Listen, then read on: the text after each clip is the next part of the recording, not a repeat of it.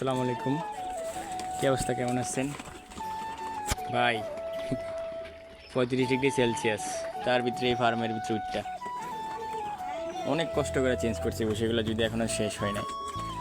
এখনও চেঞ্জ করা শেষ হয় না, অনেকগুলো বসে এখনও আছে, বাকিগুলো এখানে আছে। এই যে দেখেন, এইখানে আছে কিছুটা, এইখানে বেঁধে দেওয়া আছে কিছুটা ফার্মের ভিতরে। অনেক কষ্টে আছি, আমার অবস্থা ফুল খারাপ। ফার্মেরই বসবে এই কষ্টটা, যারা ফার্মার আছে তারা এই কষ্টটা বুঝবো, এ কত কষ্টের। পাখিগুলো পুরো হাহাকার করতেছে পানির ইয়াতে, পিপাসাতে। দেখতে পারতেছেন অবস্থা ফুল টাইট। পাখি এই যে এটার নখ পরিষ্কার করতে যায়, নখে ময়লা হয়েছিল, নখটা সিরা কি পরিমাণ ব্লাড বেরিয়েছে।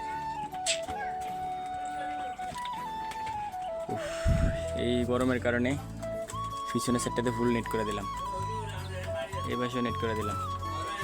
সামনে তো নেট আসলে এতদিন, তাও এই দেন গাম, তাও বাতাস এখন যদিও হালকা হাতলা লাগে বাতাস, কিন্তু গরমটা থামে নাই।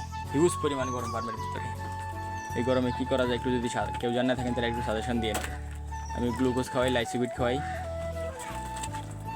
ঠিক আছে? এই পর্যন্তই ভিডিওটা শেষ করলাম। আসসালামু আলাইকুম, ভালো থাকবেন।